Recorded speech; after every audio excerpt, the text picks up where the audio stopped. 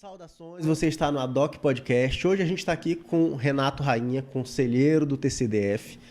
De antemão, seja bem-vindo. Obrigado pelo seu tempo, pelo seu precioso tempo de estar aqui com a gente, se deslocar e vir aqui bater esse papo com a gente. Muito obrigado. Eu vou passar primeiramente aqui a palavra para você se apresentar, para aqueles que ainda não te conhecem. E já queria deixar aqui uma pergunta para você explicar um pouco sobre como é a carreira de conselheiro do Tribunal de Contas. A gente estava falando aqui em off-topic e eu achei até bem interessante. Antes disso, eu vou pedir para você se inscrever no nosso canal, assina aí o nosso feed se você está escutando esse podcast em áudio e, enfim, compartilhe com seus amigos. Muito obrigado para você que nos acompanha. Pois não, Luan. Boa noite, Fabrício. Boa noite a todos que estão nos ouvindo e nos vendo. É um prazer muito grande estar aqui com vocês. Eu sou um paulista do interior. Eu nasci em Presidente Prudente, morei alguns anos em Barretos, mas cheguei em Brasília em 1973, em dezembro, quando eu tinha 9 para 10 anos. Você não era nem nascido. Não. De 9 para 10 anos. Então eu me considero mais brasiliense do que de qualquer outro lugar, né? Porque aqui eu estudei, aqui eu me formei, aqui eu constituí a minha família, os meus amigos moram todos aqui, eu fiz a minha carreira aqui no Distrito Federal, devo tudo a Brasília. Eu cheguei aqui, fui morar em Taguatinga, estudei em escolas públicas de muita qualidade, Escola Classe 23, Escola Classe 6, o CTN.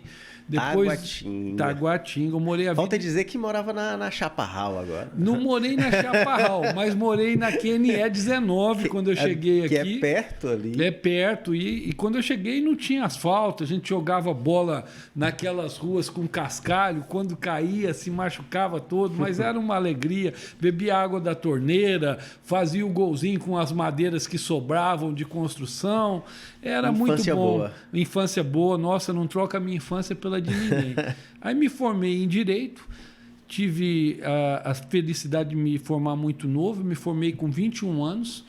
Logo que eu me formei, teve um concurso para delegado de polícia, eu passei, tomei posse com 22 anos de idade como delegado. Eu era muito magrinho, Luan. Olhavam para mim e achavam que eu tinha 16 anos, 17.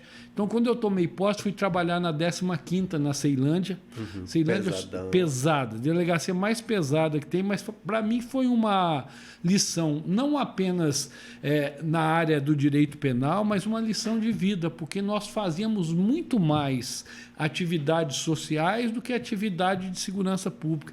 Era levar uma grávida para um hospital, era prestar socorro para um epilético, era fazer vaquinha para comprar cesta básica para alguém que estava passando fome, era orientar um casal que estava brigando. O trabalho social da 15ª era muito grande. A 19ª ainda estava em construção, então a 15ª cuidava da Ceilândia toda. Inteira. Eu atendia 100 ocorrências, pelo menos, por dia. Eu dizia que o Código Penal todo passava ali pela delegacia. Aí trabalhei lá muito tempo, quase 4 anos. Depois eu fui eleito presidente do Sindicato dos Delegados de Polícia do DF. Foi o primeiro sindicato e o primeiro presidente, porque com a Constituição de 88 foi permitido aos servidores públicos policiais se sindicalizar.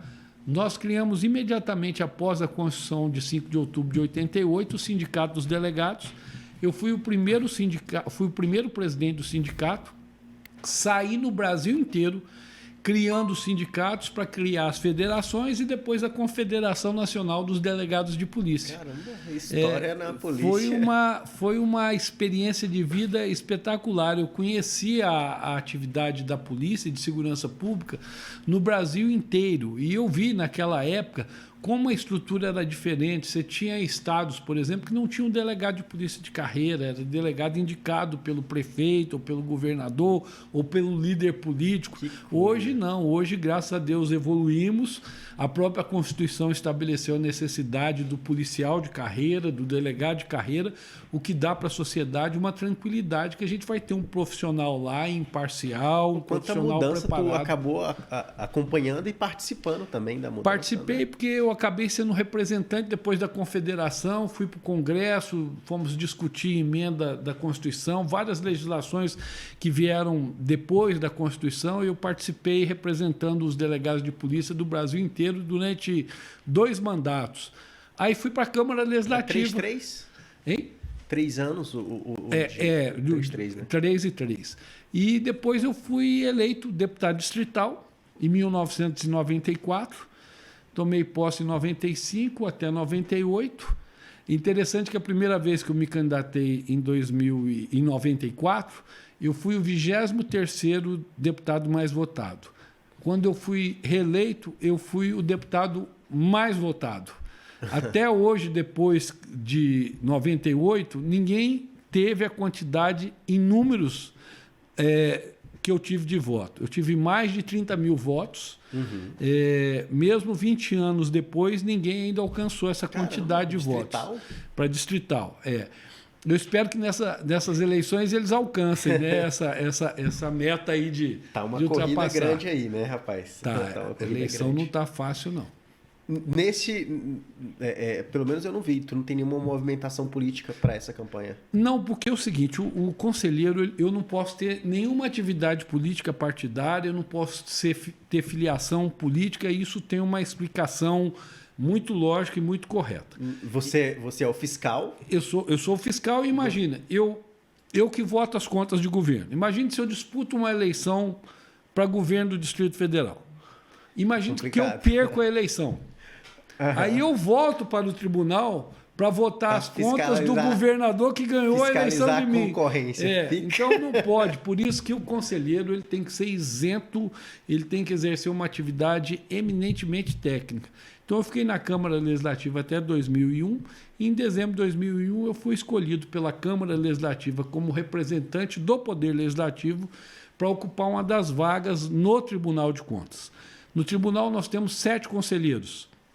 4 são indicados pela Câmara Legislativa e 3 indicados pelo governador. Tem que ter mais de 35 anos, pelo menos 10 anos de experiência na área jurídica, ou de economia, ou de contabilidade, ou de gestão pública, idoneidade moral e notórios conhecimentos em alguma dessas áreas que eu acabei de falar. 4 escolhidos pela Câmara, 3 pelo governador. Dos 3 escolhidos pelo governador, o governador tem que escolher um entre membros do Ministério Público que atua junto ao Tribunal de Contas, tem um Ministério Público especial que atua lá, e um entre conselheiros substitutos. Nós temos 3 cargos de conselheiro substituto, esses cargos são acessíveis por concurso, é um concurso dificílimo, porque exige profundos conhecimentos na área de direito, contabilidade, economia, gestão, administração pública, e um dos 3 o governador pode escolher livremente, desde que atendido aqueles requisitos. Mais de 35 anos, idoneidade moral, notórios conhecimentos na área de direito, economia, contabilidade. E vagas são raras, né? São raras. São raras. O conselheiro tem os mesmos direitos, as mesmas prerrogativas, a mesma remuneração de desembargador do Tribunal de Justiça do DF, e a nossa função é fiscalizar as contas públicas e todo ato que gere direito, deveres ou modifique direito no âmbito da administração pública. Então, a gente faz toda a fiscalização da administração pública. O Tribunal de Contas ele é um órgão de controle, ele não está nem na estrutura do Poder Executivo, nem do Poder Legislativo, nem do Poder Judiciário, e a função dele é fiscalizar esses poderes e os órgãos desses poderes para garantir que esses poderes estão atuando de acordo com os princípios que regem a administração pública e com a legalidade. Eu achei interessante você falar aqui, esse off-topic ainda, antes da gente começar, que não necessariamente precisa ser advogado para atuar, para fazer defesas dentro do Tribunal de Contas. Exatamente. A gente optou no regimento interno por manter um diálogo o mais democrático possível com a sociedade. É claro que se a pessoa tem lá no Tribunal de Contas um processo cujo objeto ele é complexo do ponto de vista jurídico, é recomendável que ele vá com advogados. Mas isso não é uma exigência. Se ele se sentir à vontade para fazer a defesa, a pessoa, um interessado pode fazer, um engenheiro pode fazer, um médico pode fazer. Por quê? Porque o tribunal não é um tribunal apenas judiciário. A gente não vê apenas a questão jurídica, a gente vê a questão econômica, a questão financeira, a questão de gestão, de administração. Por exemplo, uma compra de medicamento. Por que se optou pelo medicamento A e não o medicamento B?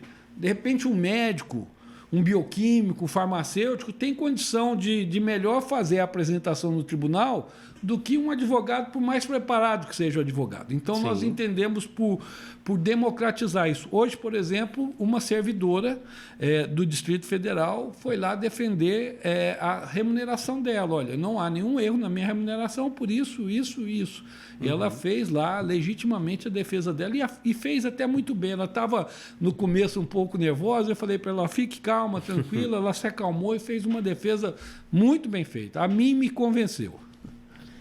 Eu estou entendendo aqui porque que você foi eleito. Eu já vi que a oratória é um forte, né? Fala muito bem, fala fácil. Obrigado, obrigado. Eu sou filho único, né? Filho único fala até com espelho, então... Se identificou, Fabrício? Identificou, Fabrício? E você escreveu um livro que fala sobre serviço público. Em 2015... Que foi tese do seu mestrado? Foi tese do meu mestrado. Em 2015 eu concluí o mestrado e aí eu preparei a dissertação. Em 2016 eu apresentei perante a banca, foi aprovado. E aí agora eu fiz uma atualização dessa dissertação, que foi o trabalho final que me deu o grau de mestre, e transformei num livro. O livro chama Titularidade e Noção Atual de Serviço Público no Brasil. E eu tentei colocar, e logicamente que algumas coisas ali exigem uma linguagem mais técnica, mas eu tentei fazer um livro bem acessível para todo aquele que trabalhe com serviço público, não apenas o profissional do direito, mas qualquer um que lê ali vai ter condição de entender. Eu faço um estudo desde o nascimento do serviço público lá na Revolução Francesa, ainda com o Estado liberal, depois com o Estado social, a evolução do serviço público no mundo inteiro. Faço uma comparação do que hoje nós temos de serviço público no Brasil e na União Europeia e faço um levantamento, uma pesquisa que demorei 3 anos e meio, do nascimento da noção do serviço público no Brasil desde o Império até os dias atuais. Então foi assim, foram 3 anos e meio de profunda pesquisa. Fui orientado por professores maravilhosos, como o professor Dr. Carlos Levi, lá do CEUB, que me deu toda a atenção. A Biblioteca do Tribunal de Contas me permitiu fazer um estudo e fez a pesquisa dos livros para que eu fizesse. Só para você ter uma ideia, como a Biblioteca do Tribunal, e ela é aberta ao público, viu? Eu quero deixar claro que quem quiser ir na biblioteca estudar, fazer uso de livros, ela é aberta. Maravilhosa. Maravilhosa. Só para você ter uma ideia, eu consegui, através da Biblioteca do Tribunal de Contas, do contato, o livro do engenheiro Arão Reis, que é da época do Império, né? Eu pude fazer a pesquisa no original. Então foi assim, muito, muito importante. Em algum momento nesse livro, nessa tese, você fala sobre a questão do balanço entre o dito, entre aspas, sucateamento de serviço público e a questão da dificuldade que o governo tem de manter cada vez uma máquina maior. Você toca nisso em algum momento? Eu mostro a questão do pêndulo, né? Quando nasce o serviço público lá no Estado liberal, após a Revolução Francesa, o Estado era um Estado mínimo.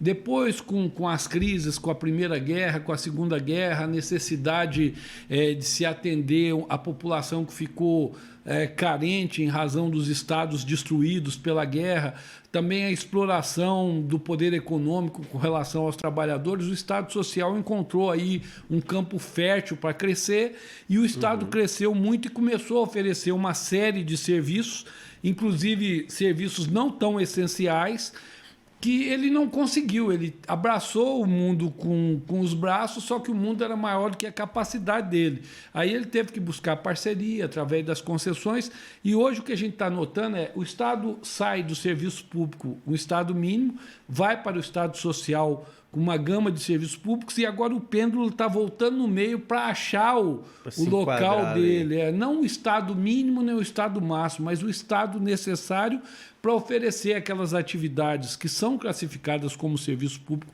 na Constituição ou na lei, e que devem ser classificadas como serviços públicos aquelas atividades necessárias. Além disso, nós temos o que se chama de princípio da subsidiariedade. O que é isso? O Estado ele vai atuar naquilo que a gente pode entender que é tão essencial que, se deixar na mão do mercado, pode haver uma exploração, ou naquilo que o mercado não vai atuar. Então, o Estado tem que atuar subsidiariamente ao mercado ou naquelas atividades essenciais. Vou te dar um exemplo. Pode ter saúde privada? Pode. A gente pode montar um hospital. Eu, você, o Fabrício, se tiver dinheiro, montamos um hospital e podemos ganhar dinheiro, é legítimo. Mas questão de saúde é tão essencial que, mesmo havendo a permissão da iniciativa privada atuar, o Estado tem que estar presente para não permitir que saúde vire algo de mercado apenas. E é o tipo de livro que tanto aqueles que são mais à direita ou mais à esquerda se leem, eles torcem o nariz por não gostar de ideias centristas, algo do tipo, não? Não, eu faço uma avaliação... Eu sei que você procurou ficar longe desse eu procurei debate menor. O que eu vejo, Luan, veja bem, eu fiz uma pós-graduação em ciência política e eu leio ciência política desde que eu fiz essa pós-graduação em 89. Eu estudo ciência política há 30 anos. Eu vejo como algo extremamente superado essa diferença e essa classificação de direita e esquerda. Você tem quem defende o Estado um pouco mais presente, você tem quem defende o Estado um pouco menor, mais reduzido. Nós vamos encontrar em cada uma dessas tendências questões boas que você pode avaliar positivamente, questões ruins. Não tem ninguém que só acerta, nem tem ninguém que só erra. O que eu vejo esse radicalismo hoje, que me preocupa bastante, é porque assim, o radical que está na direita, ele olha para a esquerda e fala, está tudo errado. E olha para ele e fala assim, aqui está tudo certo, mesmo se eu estiver fazendo besteira. E o radical do outro lado, da esquerda, também olha para a direita e fala, lá está tudo errado. E por maior erro que o meu líder aqui faça, eu vou bater palma para ele.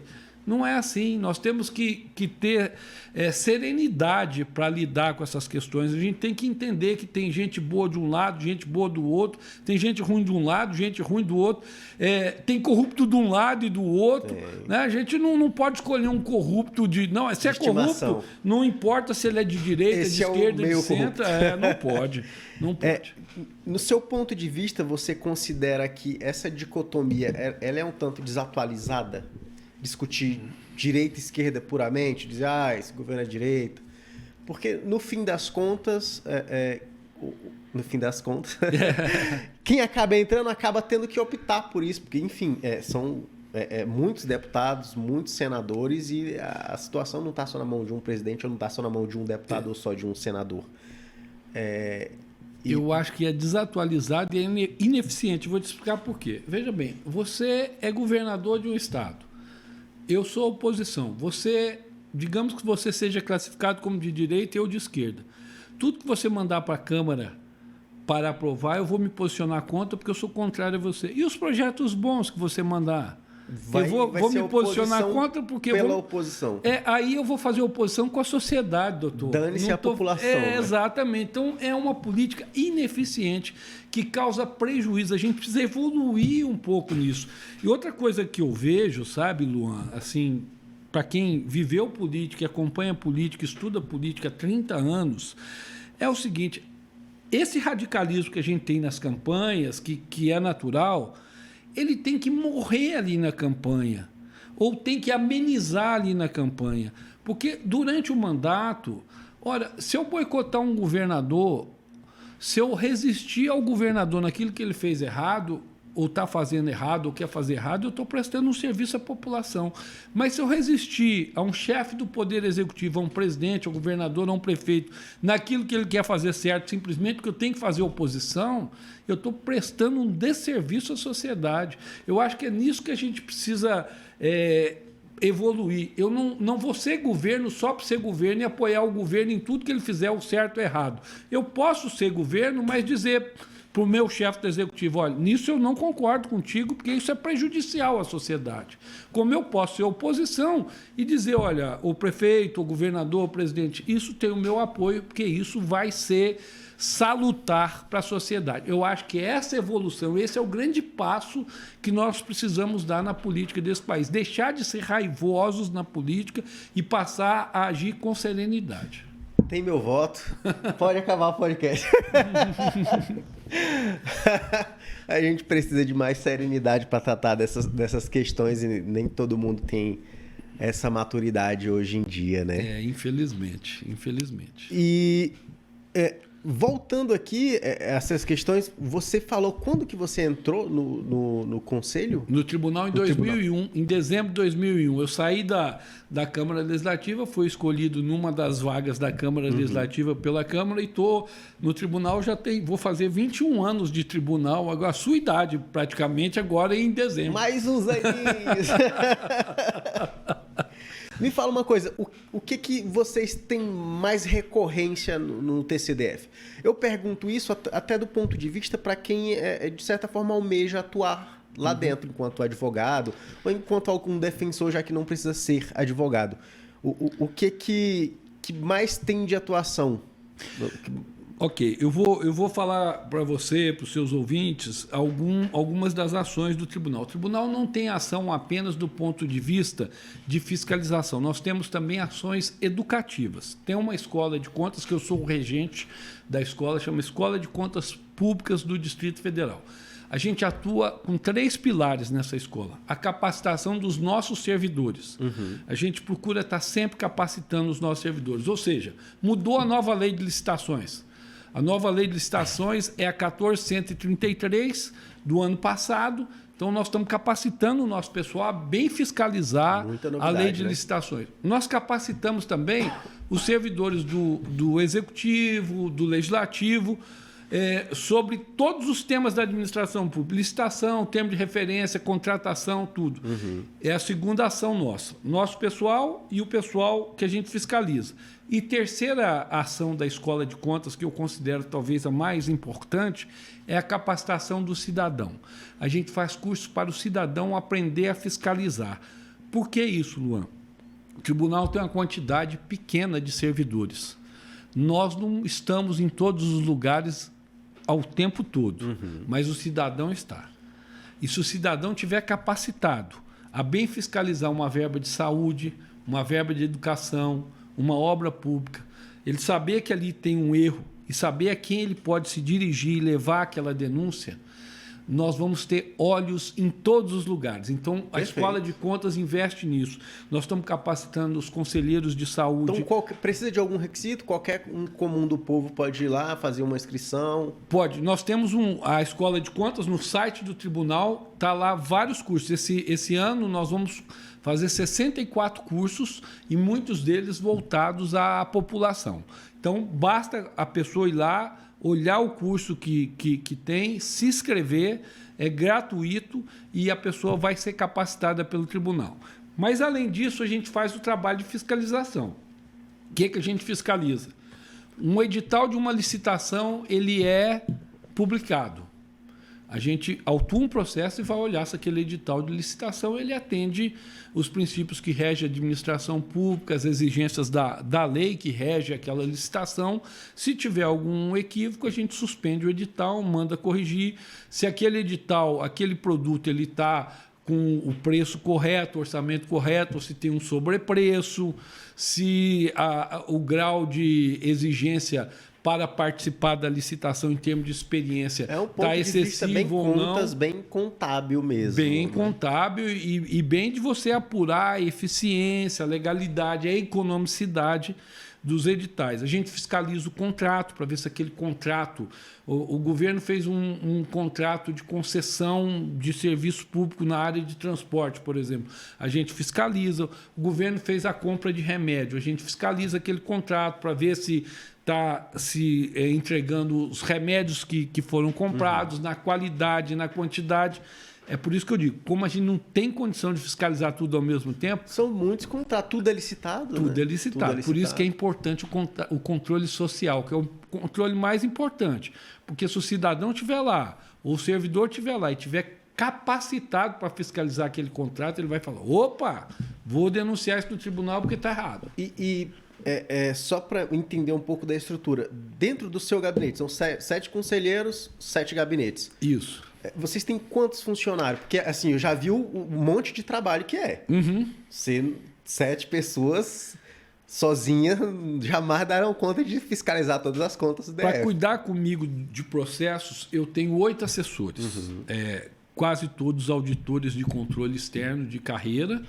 E dos 8, 6 auditores e 2 que eu trouxe de fora, que me acompanham desde a Câmara Legislativa, 2 delegados de polícia que me acompanham desde a polícia e que conhecem muito dessa área de combate e de prevenção à corrupção. Um deles é meu chefe de gabinete.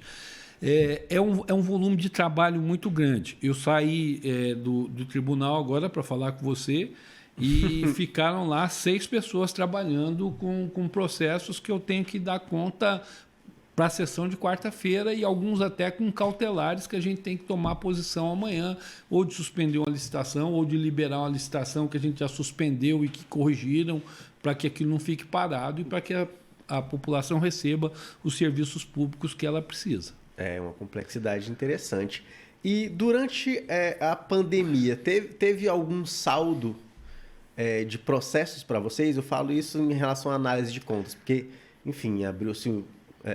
a questão da emergência, dispensa de licitação, como que isso chegou para vocês depois? Na emergência, a gente teve um excesso de trabalho com base nas compras na área de saúde. Houve um trabalho no Congresso Nacional intenso de flexibilização das leis para aquisição de medicamentos, de instrumentos para a questão da Covid. Até fevereiro do ano passado, eu era vice-presidente da Associação dos Tribunais de Contas do Brasil e a minha vice-presidência era de Relações Político-Institucionais. Eu que cuidava do relacionamento da Tricom, da nossa associação, com o Congresso, com o Judiciário e com o Executivo. Então, eu fiquei dentro do Congresso Nacional o tempo todo debatendo essas leis. Foi necessário essa flexibilização, porque, veja bem, você está numa pandemia. Saúde não espera. Você tem que comprar respirador, você tem que comprar medicação, você tem que comprar hospital de campanha, você tem que adquirir leitos. Então, se você fosse pelaquela regra da licitação, quando você acabasse de fazer a licitação e o contrato, a pessoa já tinha morrido. Só que essa flexibilização, ela deu para o gestor uma responsabilidade a mais. É o que eu falei para muitos gestores. Eu falei, olha... Você hoje, como gestor, tem uma responsabilidade maior que você tinha quando tinha que seguir as regras. Porque quando você tinha que seguir as regras, bastava o gabarito, que te mostrava a transparência. Aqui não, você tem uma responsabilidade maior. Então, cuidado. Mostre que você está fazendo a compra certa no momento certo. Porque a gente teve problemas sérios, sabe, Luan? Veja bem, você tinha, em determinado momento, respirador sendo vendido a X. Só que com a pandemia todo mundo quis. Faltou respirador no mercado. Então aquele respirador que era vendido a X, ele passou a custar X mais Y. O gestor teve que comprar aquele respirador com X mais Y, mas ele tinha que mostrar que aquele X mais Y não tinha um Z também, que era um embutido. E a gente descobriu isso no Brasil inteiro. Infelizmente, corrupção nessa área.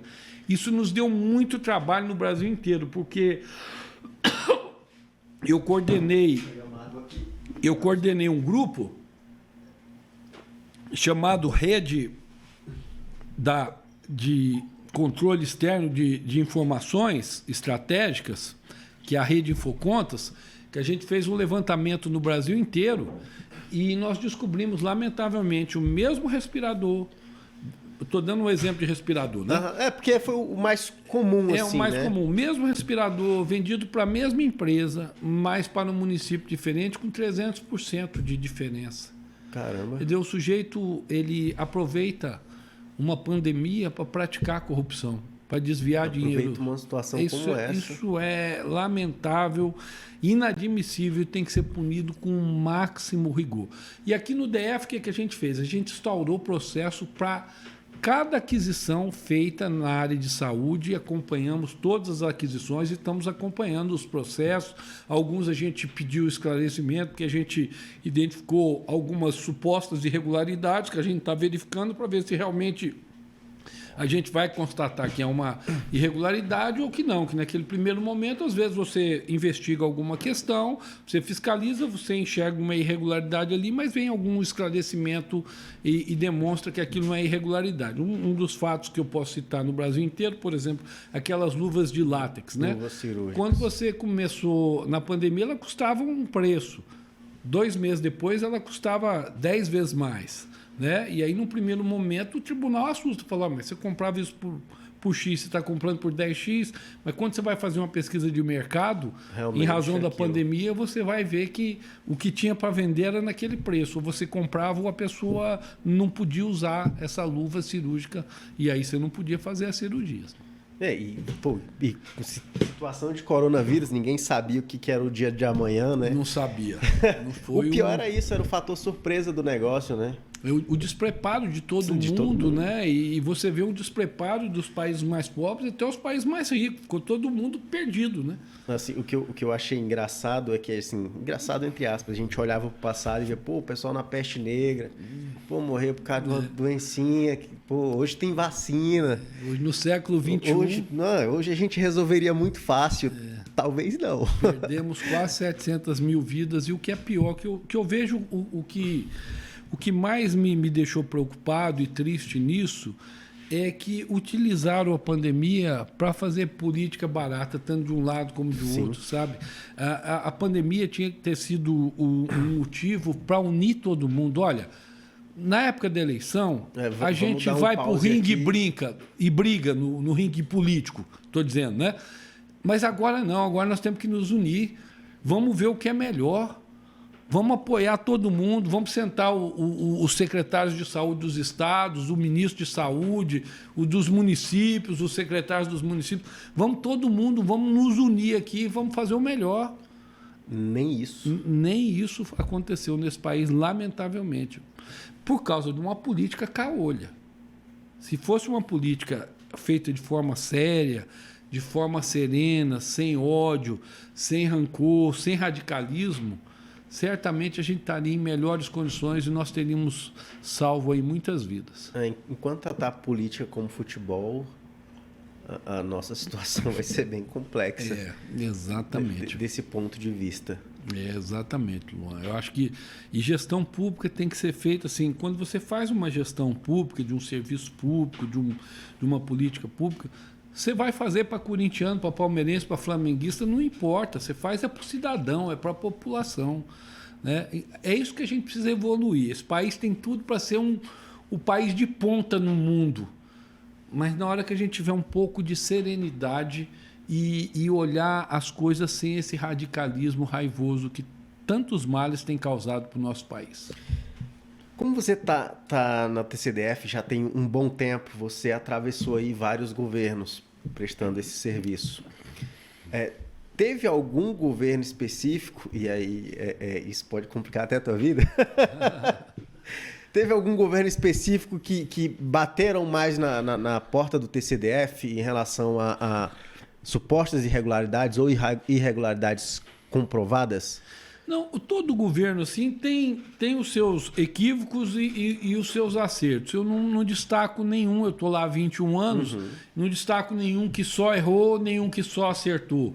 E assim, quando o tribunal fiscaliza, num primeiro momento, a gente fiscaliza e verifica muitas vezes, Luan, que aquele equívoco é por um erro mesmo. E erro eu posso cometer, você pode cometer. Eu estou falando aqui, às vezes esqueci um S numa palavra, na sua profissão você já errou, eu já errei, o Fabrício errou, isso a gente erra mesmo. E aí, quando a gente encontra um erro que a gente vê que não tem má fé, que não tem dolo, a gente determina a correção. E muitas vezes a gente dá o rumo. Olha, vocês fizeram assim, está errado, tem que corrigir isso e faça assim. Agora, quando a gente encontra corrupção, irregularidade grave que a pessoa fez por desvio de dinheiro, aí existe toda uma atuação para punir a pessoa. Então, o tribunal ele instaura o processo, a pessoa pode ficar inabilitada para exercer cargo em comissão ou função de confiança por 5 a 8 anos no âmbito da administração distrital.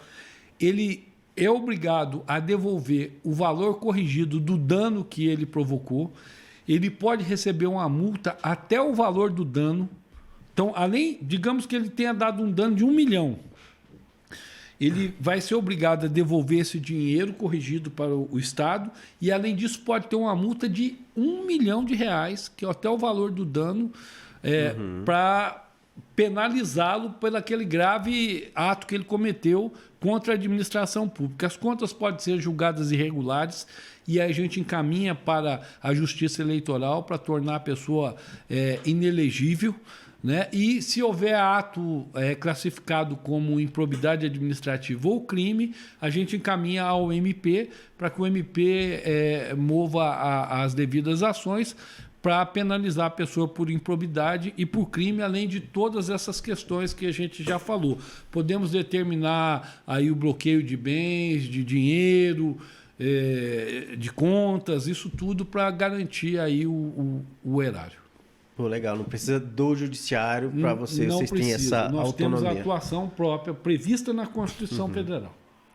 E dentre essas atuações, tem algum caso que você pode comentar, mesmo que de maneira didática, que teve mais repercussão dentro da tua atuação? Nós atuamos aí na questão do Estádio Nacional, encontramos ainda, os processos ainda estão em andamento, mas o corpo técnico do tribunal encontrou numa obra de R$1.750.000.000, algo em torno de quase 600 milhões que o corpo técnico do tribunal entende que tem de sobrepreço. 600 então, milhões de reais de sobrepreço. E aí nós estamos abrindo aí o contraditório, a ampla defesa, está sendo feito todo um trabalho. Algumas licitações, eu vou dar um exemplo de uma recentemente que nós tivemos aí há alguns anos, só para você ter uma ideia como é que o tribunal trabalha. Queriam construir 1.000 paradas de ônibus. E aí, quando o governo faz uma licitação, você pode exigir, para que a pessoa participe da licitação, que ela tenha uma experiência naquilo que ela vai fazer. Ou seja, experiência em construir parada de ônibus. Não, essa não é necessariamente a experiência. Era isso que a gente notou. Porque o que o edital exigia? Que a pessoa demonstrasse que já teria construído em concreto armado metade daquelas 1.000 paradas em parada de ônibus.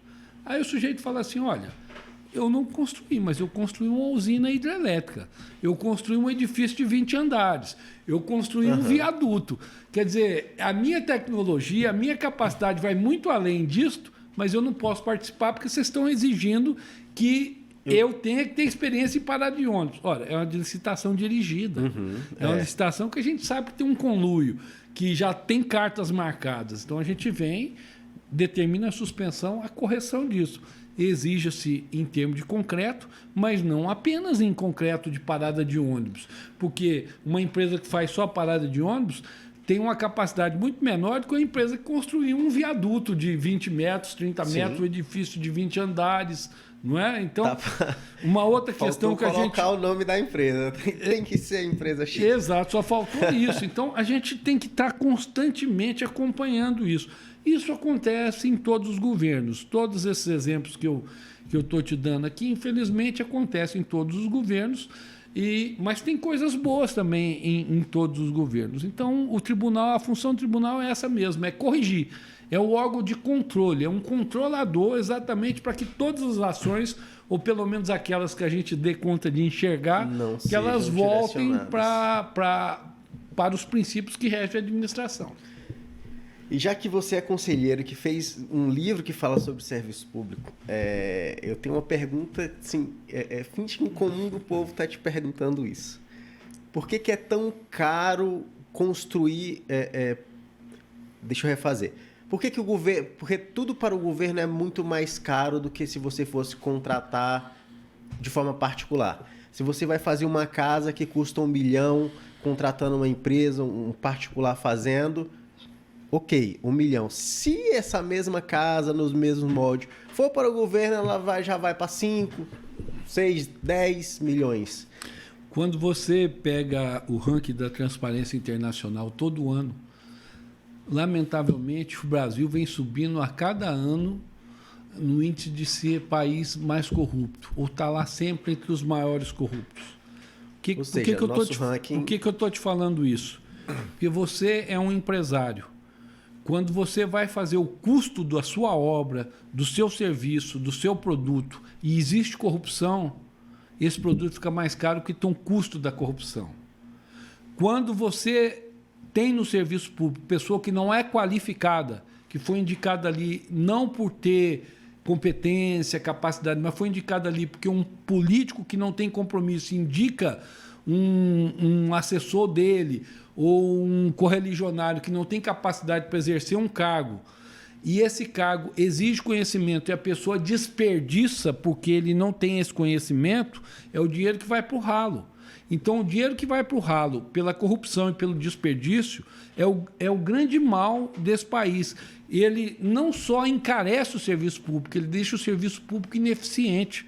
Eu vou te dizer uma coisa aqui, sem medo nenhum de errar, com 21 anos de experiência de fiscalizar gastos públicos e de alguém que conhece a fiscalização no Brasil inteiro, porque 8 anos como vice-presidente de Relações Políticas e Institucionais, eu viajei o Brasil inteiro, conheço todos os tribunais. Se você eliminasse hoje, ou diminuísse muito, a corrupção e o desperdício no nosso país, o dinheiro que nós pagamos de impostos daria para oferecer serviço público de primeiro mundo para a população do Brasil inteiro. Metade, pelo menos, do que se arrecada vai embora pela corrupção ou pelo desperdício. Isso é muito grave. O desperdício é tão grave quanto a corrupção. O sujeito colocar alguém como secretário de Estado, como dirigente de uma secretaria, como chefe de uma estatal, que não tem compromisso, que vai para lá, não estou falando nem de corrupção, que vai para lá sem condições de exercer a função e, em razão disso, se desperdiça recursos. Isso é um mal terrível que se causa. A inabilidade por si só já provoca um desperdício. Provoca. Então, você tem o custo do desperdício, o custo da corrupção, você tem aquela questão do atraso dos pagamentos. Tanto é que a nova lei de licitações e a própria lei 8666 de 93, e aqui no DF a gente exige isso, a gente fala o seguinte, olha, quando o Estado vai comprar um copo, Estado, verifica quanto que o copo está sendo comprado no âmbito da administração pública, de uma outra prefeitura, de um outro estado. Verificou, o copo está sendo comprado por 10. Vamos verificar também quanto que o copo está sendo comprado pelo cidadão, na iniciativa privada. Porque se esse copo estiver sendo pago por 5 na iniciativa privada, nós temos que tentar buscar a licitação pelos 5 da iniciativa privada e não pelo 10. Por que a gente tem que fazer pelo maior e não pelo menor? E para isso é simples, é agir com eficiência, não agir com corrupção e você fazer um planejamento orçamentário e financeiro organizado, do ponto que eu posso dizer o seguinte, empresário, você vai me dar esse copo agora, daqui 30 dias você vai receber. E eu tenho que pagar o empresário em dia, porque senão o empresário vai ter que ir para o sistema financeiro, pegar um dinheiro a juros, esses juros ele não vai ficar com ele vai botar nesse produto, porque ele sabe que eu vou atrasar como administração, e aí o produto vai ficando mais caro. Eficiência, falta de corrupção e um bom planejamento. Isso aí vai fazer com que o Estado compre, no meu modo de entender, até mais barato que a iniciativa privada. Sabe por quê? Pensa, você, dono de uma empresa, você vai comprar copo. Vou comprar copo para meus empregados aqui, eu tenho 100 empregados, vou comprar 200 copos. O Estado vai comprar 1 milhão de copos. Então, se ele vai comprar mais, ele tem o poder de reduzir pela grande escala. Essa é a lógica em qualquer negócio. Se tiver eficiência, não tiver corrupção, tiver planejamento, pela economia de escala, o Estado tem condição de comprar mais barato. Concorda comigo que tem que ser assim? Perfeitamente. É isso que a gente tem que buscar. É isso que os tribunais de contas têm que exigir. É exatamente essa eficiência. O princípio da eficiência passou a constar da Constituição Federal com a Emenda Constitucional 19. Nós temos que ter eficiência, o Estado tem que ter eficiência. Eficiência passa por isso, por você buscar adquirir o melhor pelo menor preço, oferecer o melhor serviço pelo menor gasto possível. É isso que o Estado precisa fazer. Não, e dá para ver a paixão que tu tem assim, pelo teu trabalho. Eu sou apaixonado pelo que eu faço. Eu vou trabalhar todos os dias, Luan, com a alegria de que vou numa festa. Deus foi muito bom comigo. Eu falo com o pessoal do tribunal, com meus amigos auditores, analistas, técnicos. Sempre quando eu tenho a oportunidade de falar para eles, eu digo o seguinte: olha, eu espero que Deus dê para vocês a mesma graça que me deu. Eu entro há 21 anos no tribunal. Cada dia que eu entro mais motivado. Porque eu sei que o trabalho do tribunal muda a vida das pessoas. Não, o trabalho de vocês é essencial. Nós demais. fizemos uma auditoria daquela classificação de risco em hospital. Sim. Em 2013. Só para você ver como muda a vida das pessoas. O hospital que menos classificava o risco era o Agarran. Ele classificava 6%. Nós sentamos... Classificação de risco que fala aquela pulseirinha que vai determinar o tempo de atendimento. Para você atender mais rápido quem está mais doente, se é só emergência, classificava se é 6%. urgência. Nós sentamos com a direção do hospital, conversamos, estabelecemos meta.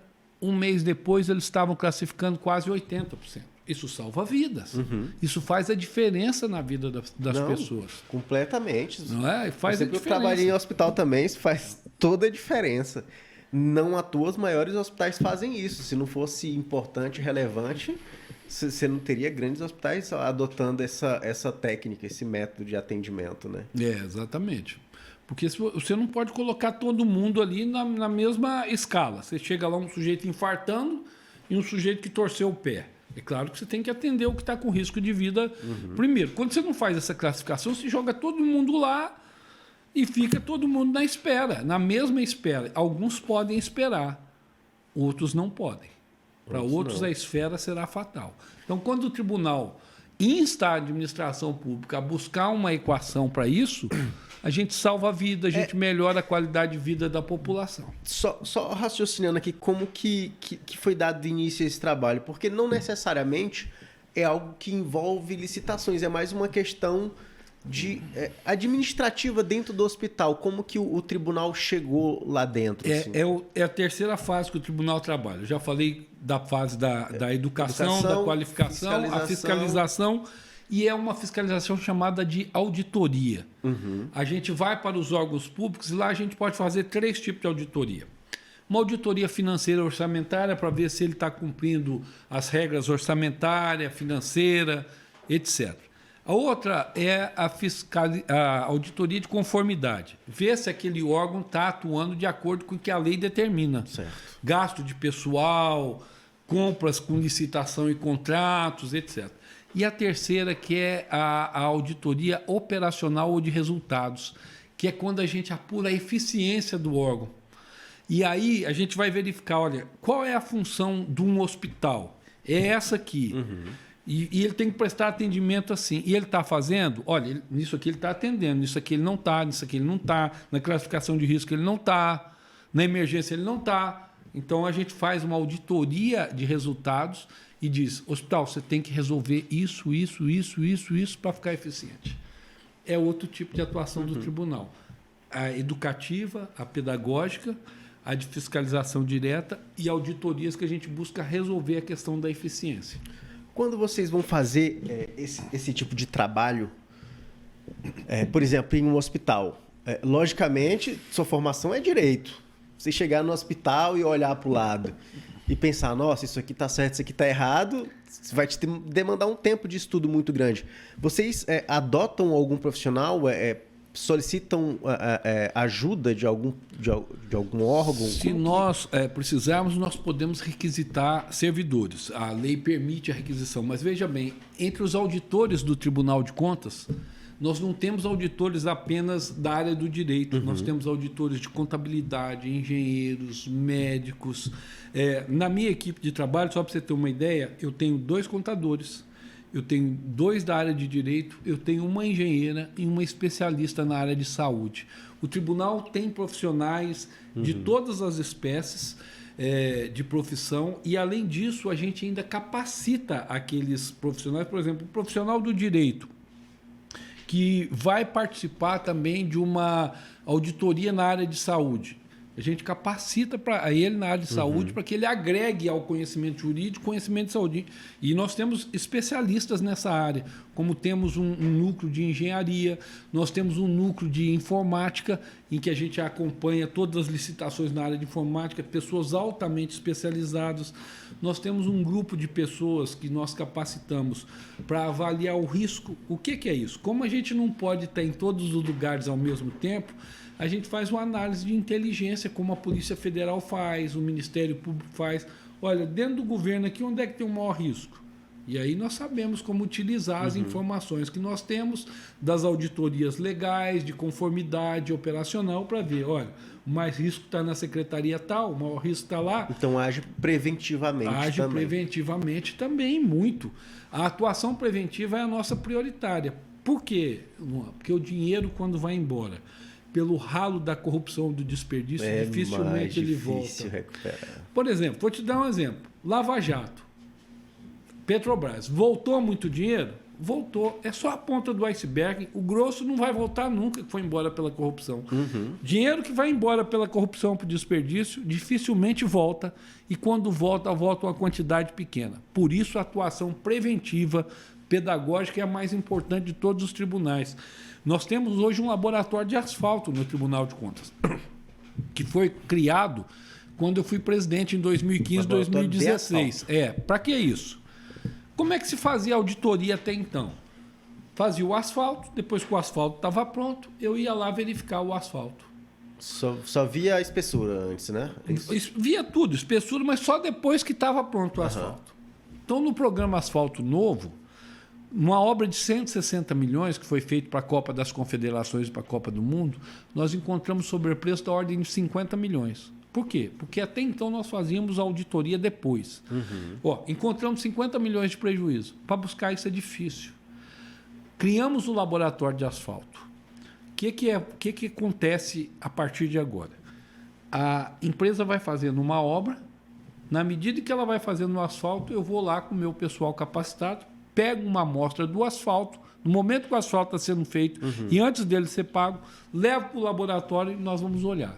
Opa, esse asfalto não está sendo feito da forma como deveria, para a obra e para o pagamento. Vou te dar um exemplo de um asfalto que foi acompanhado com o nosso laboratório de asfalto. As 2 principais pistas de Águas Claras, que foi feita em 2015 e 2016. As da Copa do Mundo, da Copa da Confederação, um ano estava totalmente danificado o asfalto. Essa obra lá, 2015 para 2022, tem 7 anos. Tem poucos locais que tem defeito e está lá em perfeitas condições de ser utilizado. Nós acompanhamos. Isso é importante, pedagógico. Porque se a gente tivesse deixado de fazer de qualquer jeito, então, se tivesse feito... composição... Nós tem um extrator, ele faz a extração do asfalto e pelo menos mais 30 centímetros para baixo do asfalto, porque não é só o asfalto que é importante, se não tiver o substrato... Ali, porque se você fizer um asfalto bom num substrato horrível, aquele asfalto vai ceder. Aí você tem que ver o ligante, a temperatura, a compactação, isso tudo é verificado através do nosso laboratório. Nós temos uma máquina que a gente separa o asfalto do substrato e naquele asfalto ele faz a centrifugação e dali ele retira o que é material ligante, o que é material de pedrisco e nos dá exatamente, aí tinha que ter 10%, só tem 5% de ligante. Então, ou seja, isso numa obra gigante faz com uma diferença de muitos milhões, de né? muitos milhões. E só o fato das pessoas saberem que a gente tem isso, meu amigo, eles vai já... evitar. Além de conselheiro e tudo que já se falou aqui, também é dono de uma rede de fast foods. Olha, eu gosto de fazer comida, né? É um hobby que eu tenho e me dá muita tranquilidade. E aí eu comecei a fazer brincadeira, né? Fazia lá um salmão para mim, para minha esposa, para um casal de amigos, né? E postava lá, ó, salmão com especiarias e risoto de limão siciliano, em breve no Food Truck Rainha perto de você, brincando, né? E brinco até hoje com isso, e as pessoas, quando vai abrir? Quando vai abrir? Cada vez que eu faço uma postagem dessa, é 300, 400 pessoas perguntando quando é que eu vou inaugurar. Pronto. Eu vou ter que acabar abrindo um restaurante no futuro. Ó, 300 pessoas perguntando, é um número interessante, acho que vale a pena você ver isso aí, tá? É, meu amigo, é interessante. Eu gosto muito de cozinhar, porque assim, hoje, por exemplo, a minha rotina é muito pesada. Eu acordo cedo e eu aprendi uma coisa, sabe, Luan e Fabrício? Ou eu faço o meu exercício no começo do dia, eu não faço mais, porque depois que eu vou para o tribunal, eu não sei a hora que eu saio. Já então eu acordo cedo, eu e a minha esposa, a gente anda 8 quilômetros todo dia. Anda, corre um pouco, Legal. anda, corre um pouco. Aí, acabei de fazer isso, eu estou lendo li processo até a hora que começou a sessão. Sessão, processo, debate. Assim que eu acabei, atendi o Ministério Público numa audiência e vim para cá. A minha atividade no dia inteiro depois da minha caminhada, é fazer leitura, trabalhar com processo, atender audiência, o tempo inteiro, atendendo o meu pessoal para a gente direcionar como é que é feita uma fiscalização. Então, um dos hobbies que eu tenho, primeiro, assim, eu canto muito mal, adoro cantar. Se eu tivesse algum dom musical, teria sido artista, teria sido músico. Não tenho, porque assim, como eu canto muito, eu tenho um karaokê lá em casa com 6.000 músicas, e cada vez que eu canto eu fico mais desafinado, eu preferi começar a fazer comida, sabe?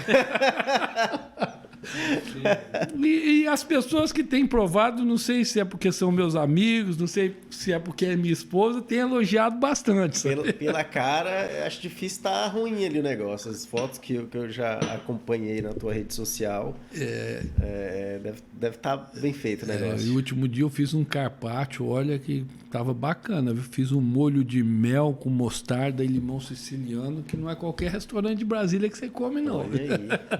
Eu nunca fiz um carpaccio.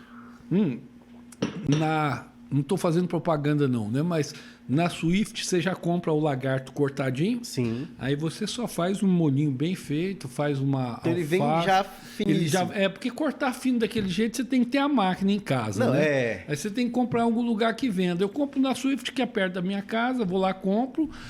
E aí o segredo do carpaccio é você fazer um molho bem feito, né? Eu fui testando. Eu fiz um dia só de mostarda, e depois resolvi botar um mel, aí eu vi que se eu botasse um pouquinho de limão siciliano, ele tomava um outro gosto, e você vai descobrindo. A comida você vai fazendo... Pior que ele tá falando essa conversa aqui, são 9 horas da noite. Né? Não comi nada depois que eu saí da academia, tá? Minha vida tá difícil. Que judiação, cara. Pois é. Mas, Renato, muito bom esse bate-papo. Queria até abrir aqui para você. A gente já tá com mais de uma hora ali de bate-papo. Olha só. E passou muito rápido. Queria aqui, eu abro para as alegações finais. Pois não. Então, por favor, faça suas alegações finais aqui. Te agradeço novamente. Bate-papo muito bom. Pude aprender muita coisa sobre o TCDF. A gente acaba aprendendo como não é hoje, eu não estou atuando diretamente no TCDF, mas, cara, muita coisa interessante. Até me acendeu umas anteninhas aqui para possíveis situações aqui que eu devo estudar. Mas, pô, bem interessante mesmo. E parabéns pelo trabalho de vocês, que é um trabalho sensacional. A gente tem um Brasil que é difícil, né? Mas sem vocês seria mais difícil ainda, sem a função de vocês fiscalizando ali o tempo todo, de licitação de prego a material, a respirador, de de equipamento de saúde. Helicóptero a copo, de tudo, de obra a serviço. Pois né? Não, é absurdo assim, a gama de coisas que vocês têm que fiscalizar em termos de complexidade. Obras, hospitais são coisa muito diferente. Dentro de hospitais tem licitações de vários equipamentos com várias finalidades diferentes. Um grande hospital é uma cidade. Tanto que coisa. Demanda obra, demanda manutenção, demanda equipamento, demanda mão de obra. É um negócio impressionante. E manutenção de material hospitalar, ela é cara por si só. Até no particular é muito caro. É caro, tem que ser feito com a segurança diferenciada, né? Um cuidado diferenciado. É bem complexo. Você imagina uma manutenção de equipamentos que estão dentro de uma UTI. Sim. É complicadíssimo. Enfim, e equipamentos de preços altíssimos. Tem equipamentos que necessitam de 8 milhões de reais de uma sala cirúrgica, que vale isso. E aí tem a manutenção disso. Então... É difícil. Mas assim, 8 milhões de reais deve ser fichinha perto do que vocês costumam fiscalizar ali de termos de valores. Por isso que a nossa escola de contas, não apenas do TCDF, mas de todos os tribunais de contas do Brasil, a gente assumiu um compromisso, isso tem uns 10 anos que a gente atua, de capacitar cada vez mais o nosso pessoal. A gente cobra muito do gestor, mas a gente cobra mais de nós mesmos, da gente estar sempre atualizado e sempre buscando cada vez mais adquirir conhecimentos para bem fiscalizar os gastos públicos. A nossa finalidade é fiscalizar os gastos públicos para que eles sejam bem aplicados em prol da população. Eu quero te agradecer a possibilidade de estar aqui, foi uma honra muito grande. Você me deixa muita vontade, você e o Fabrício me receberam aqui muito bem. Você transforma não vou nem dizer uma entrevista, mas transforma essa conversa nossa num bate-papo bem informal, bem agradável, bem descontraído. Eu estou à inteira disposição. E o que eu quero aproveitar o final aqui é para dizer o seguinte, principalmente para os advogados, né? Os advogados ainda estão atuando muito pouco no tribunal. E quando um processo tem um advogado que faz uma sustentação oral ou entra com a petição, ajuda muito o processo decisório do tribunal.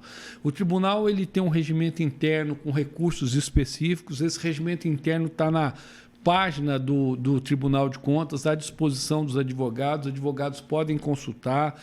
Lá nós temos os recursos semelhantes à apelação, que é o pedido de reexame, nós temos os embargos de declaração, nós temos recursos inominados para cautelares. É muito semelhante ao processo civil, mas com termos próprios, com prazos próprios, que o advogado pode ter acesso na página do tribunal no nosso regimento interno. E a presença do advogado sempre nos ajuda muito a sempre tomar a melhor decisão, porque, como eu disse, a gente democratizou, não é necessária a presença do advogado, mas certamente quando tem um profissional do direito, o debate ele fica de uma forma com nível mais elevado, o que faz com que a decisão ela seja aprimorada para o benefício da população. Se vocês não acenderam as red flags de vocês aí, porque ele falou que os advogados estão atuando muito pouco no TCDF. Muito pouco. Então quer dizer que minimamente há um mercado para vocês avaliarem aí, tá? Minimamente há um mercado. Como eu disse, Luan, sempre quando tem um advogado, assim, eu faço questão de atender os advogados que vão lá pessoalmente. Meu gabinete está aberto, tenho certeza que dos outros conselheiros. Sempre quando chega um advogado, às vezes eu não estou, porque estou numa sessão, numa audiência, mas as minhas secretárias, meu chefe de gabinete faz questão de atender. E o advogado pode contribuir muito com o processo de fiscalização dos gastos públicos. Muito, muito. Eu digo que é uma função essencial para a fiscalização dos gastos públicos a atuação do advogado. Pô, legal. Eu tive a oportunidade uma vez em levar memoriais a todos os conselheiros. Não entreguei os conselheiros diretamente, entreguei os assessores. Mas o clima dentro do TCDF me chamou muita atenção, a facilidade que você tem no acesso às pessoas lá dentro. Né? Às vezes a gente sabe que a gente tem, por algumas vezes, em alguns lugares, dificuldade de ter acesso até aos assessores do juiz, não é nem o juiz de fato. Às vezes tem que agendar e lá, assim, tudo muito simples, muito tranquilo, muito acessível. Eu achei bem interessante esse clima lá dentro do TCDF. Essa é a nossa orientação. O Tribunal de Contas ele está ali exatamente porque ele é os olhos da sociedade. Para fiscalizar. Se a gente tiver de porta fechada para a sociedade, para que serve um Tribunal de Contas? Não é isso? O Tribunal de Contas tem que estar com as portas abertas para ouvir as pessoas, para atender as pessoas, para orientar. Às vezes, muitas pessoas vão até o Tribunal de Contas levando uma questão que não é de competência do tribunal, é de competência da justiça. O que custa eu orientar essa pessoa? Olha, não é aqui, o senhor vai ter que passar a rua, ir lá no Ministério Público Comum, ou na Justiça Comum, ou na Defensoria Pública, é só passar a rua. Mas é preciso, às vezes a pessoa é tão carente de informações que se você não orientar ela, ela vai ter um direito que vai perecer por falta de conhecimento de onde buscar esse direito, de onde defender esse direito, que é uma injustiça muito grande. Muitas vezes a pessoa vê tribunal, é aqui. Oi. Muita gente confunde, mas muita gente mesmo. Por exemplo, em palestras que eu faço em faculdade de Direito, às vezes tem aluno que acha que o tribunal é um órgão do Poder Judiciário.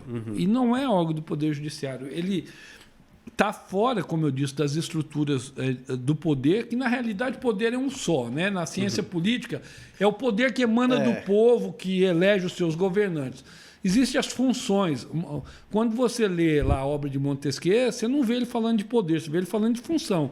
Tem a função que legisla, a função que julga e a função que administra. Né? Nós somos blocos... a função que controla.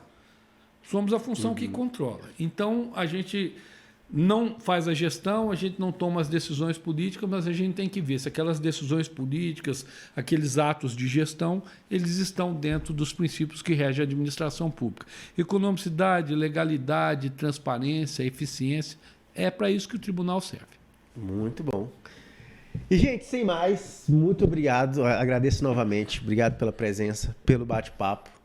Muito bom mesmo. As portas já estão abertas aqui. Obrigado. Eu vi que conteúdo é algo que não falta.